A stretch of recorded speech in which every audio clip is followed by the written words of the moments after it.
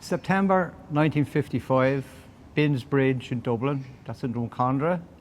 I was playing with a cousin of mine beside the Royal Canal. Somehow I ended up in the water. But it so happened that at that stage, I was 14 years of age, and I was on my bicycle cycling home from school. Now, unfortunately, I had not done my homework the night before, and as a result, I was in detention. And I certainly didn't want my parents to realize I'd been in detention, because I knew there was going to be big trouble at home. But in any event, I couldn't go to rugby practice, so I cycled, and I was coming up over the bridge when the chain came off my bicycle. And I got off my bicycle to put it back on, and I heard some shouting and roaring down at the canal at the lock. So I kind of looked over, and I saw there was stress and people looking into the water, and I went down, and I was informed that this young baby, 3 years of age, had fallen in. So I decided I'd go in and try and find him in the water, which I happened to do so, yeah.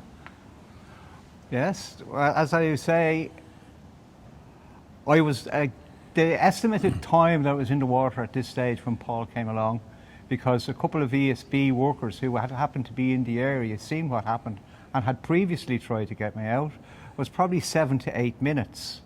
So if Paul hadn't come along in the opportune time he did, I certainly wouldn't be standing here today.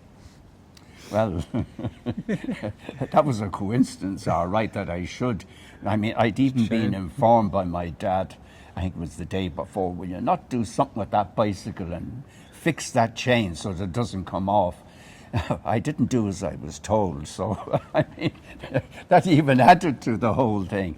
But yes, I went and I realized that the water was, I don't know, about 15, 20 feet deep. Possibly, yes. Yeah, it's Somewhere in right that beside region. the lock, yeah. Right beside the lock. So I think I took off my shoes and my jacket and plunged in.